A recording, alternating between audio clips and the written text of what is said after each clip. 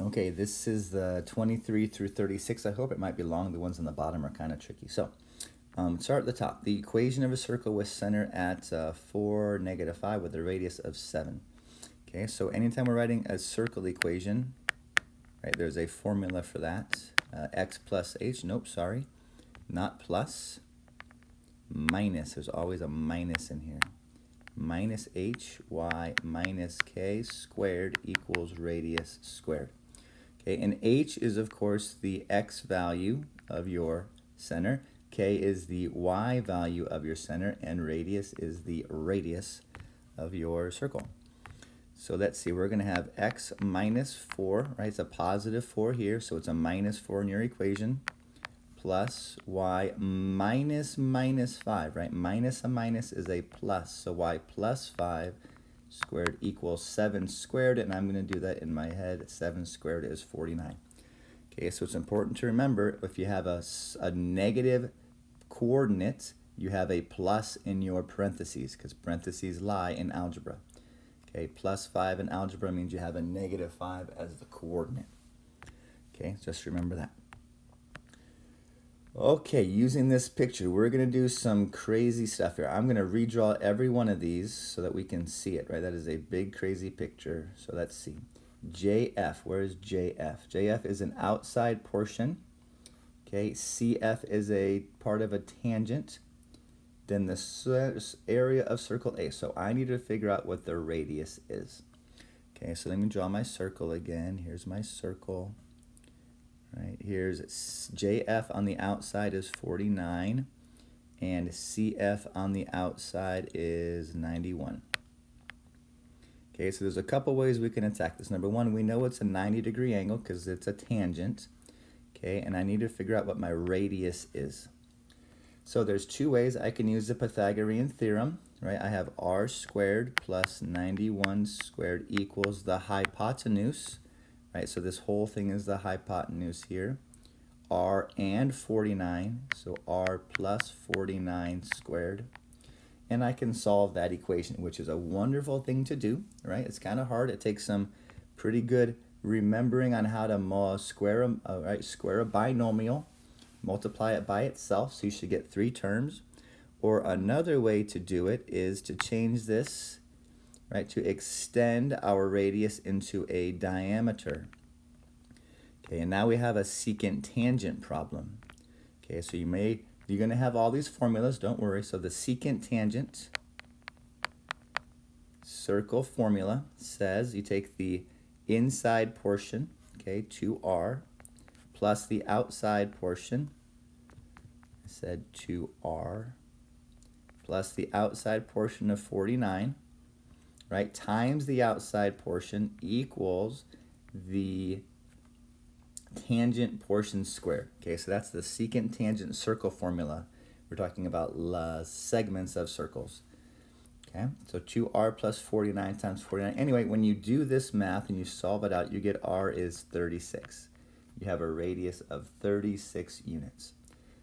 Okay, which is what we need in order to find the area, right? It says what is the area? So the area of a circle is pi r squared. So pi times 36 squared. Wait, is that true? Let me go back and actually do the math, sorry. So sorry, I opened my big mouth too soon, but without actually doing the math. So your radius turns out to be 60. I'm thinking of the answer already. The radius turns out to be 60. Come back over here. Radius is not 36. The radius is 60. Okay, so when we square 60, now we're going to get something with 36. So the squaring 60 gives us 3,600, and 3,600 pi is going to be the answer for the area of that circle. Whew, thanks for reminding me about that. Okay, 25. Angle D is 40, so the angle D is 40. You need to know this is an inscribed angle, right? It's an angle that happens on the circle, and AB is 10. AB is 10. Then what's the area of sector CAB? So let's see, where is CAB? CAB is here. Right, so sector area, there's a formula for that. That's a proportion. And in order to know what the sector area is, I need to know what my angle in here is. Okay, so let's walk through this real fast or slowly. If I have a 40-degree inscribed angle, that means I have an 80-degree intercepted arc. Okay, that arc is 80 degrees, okay, because it's double. The arc is double the angle when it is inscribed. So that means that my angle in here, my central angle is 80 degrees because the central angle is equal to the arc. So now we can go and use our area proportion, which says sector area over pi radius squared, right? That's the area of your circle, pi r squared. That is equal to the angle of your area over 360. Okay, and that's a proportion. That formula is going to be on your test, right? You don't have to memorize it. So it's going to be on there. So 80 times 100 times pi, we'll do that. 80 times 100 times pi divided by 360, right? We cross multiply. So 80 times 100 pi divided by 360 is a sector area of 69.813 square units. Okay, so you'll have that formula. You just need to know the information that you're trying to solve for. Okay, if the area of sector CAB is 12 pi and AC, right, this is the radius, this is your radius, AC is the radius, and angle E is 5, then what's the angle for GH? Okay, so there's lots of things going on here. Let's see if we can figure out what it wants. So it wants this arc, right, the degree of that arc. So we have an outside angle, right? This is an exterior angle. Angle E is an exterior angle. Sorry, that's not 50. That's 5 degrees. Okay, so you have a formula for this, and that is the exterior angle equals half of the big arc minus the little arc. Okay, so that's your formula for your exterior angle. We know the angle is 5, and we know the little arc is, what did it say? The little arc is, oh, we don't know anything about that. The little arc is what we're trying to find, isn't it? So this is your x. We need to spend a second and calculate the big arc. That's what we're doing. Okay, and we are going to use the sector area to do that. Okay, so we know the area of this sector, so we can figure out what the measure of this arc is, right? Because it's the same as the central angle. So we did this a second ago, right? We set up this formula. The sector area is 12 pi. We know the radius is 6, right? AC is your radius. And we're going to figure out what our angle is.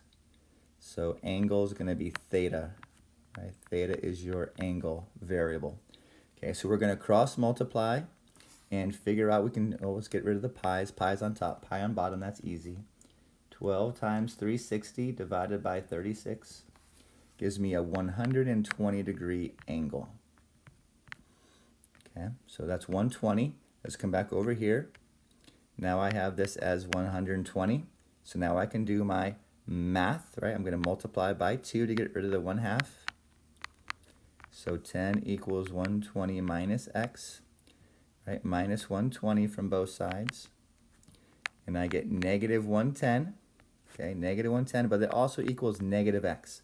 So when I have a negative on the left and a negative on the right, I can divide by negatives, and I can be done. Okay, and I believe on your answer sheet, this says 105 or 15 or something. Well, this is the correct answer. The answer is 100, okay? So let's pause right there. This is only 23 through 26, and we'll make a video for the other ones.